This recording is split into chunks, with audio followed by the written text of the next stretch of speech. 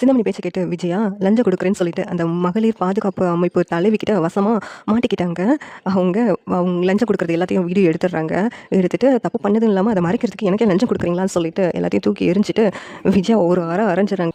விஜயா இருந்துக்கிட்டு நான் என்ன தப்பு பண்ணேன் அப்படி சொல்லிட்டு கேட்குறாங்க. என்ன தப்பு பண்ணீங்களா? எனக்கு லஞ்சமாக பணம் கொடுத்தது அது தப்பு கிடையாதா?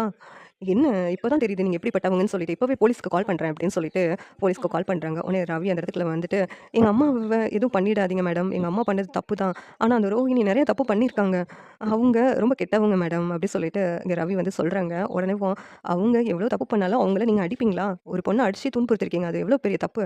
ஆனால் இவங்க சொல்கிறதெல்லாம் பார்த்தா நம்புற மாதிரியே இல்லையே, எனக்கே நெஞ்சு கொடுக்குறதுக்கு இவங்க ட்ரை பண்ணுறாங்க. அப்போனா இவங்க தப்பு பண்ணதெல்லாம் மறைக்கிறதுக்காக தானே இப்படிலாம் பண்ணுறாங்க அப்படி சொல்லிட்டு அந்த லேடி கேட்குறாங்க. இல்லை மேடம், அவங்க மேலே தான் எல்லா தப்பும் இருக்குது அப்படி சொல்லிட்டு ரவி சொல்கிறாங்க.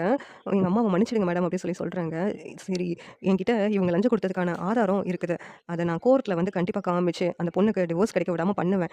இவங்களால தான் அவங்க பையனும் அந்த பொண்ணை ஏற்றுக்க மாட்டான், கண்டிப்பாக அந்த பொண்ணுக்கு நான் நீதி வாங்கி கொடுப்பேன் அப்படின்னு சொல்லிட்டு அவங்க சொன்னதும் இங்கே சுருதி வந்துட்டு மேடம், நீங்கள் நினைக்கிற மாதிரி அந்த ரோஹிணி அவ்வளோ நல்லவங்கலாம் கிடையாது, அவங்க நிறைய கெடுதல் பண்ணியிருக்காங்க எங்கள் குடும்பத்துக்கு அப்படின்னு சொல்லிட்டு சுருதி சொல்கிறாங்க.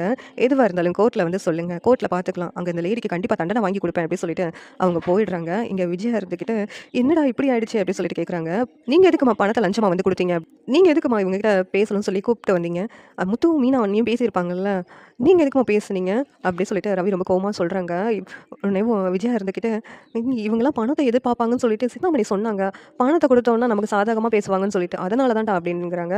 அவங்க சொல்கிறத நீங்கள் கேளுங்க, இப்போதைக்கு இந்த ஜென்மத்தில் மனோஜுக்கு டிவோர்ஸ் கிடைக்க போகிறது கிடையாது அப்படின்னு சொல்லிட்டு ரவி ரொம்ப கோவப்படுறாங்க.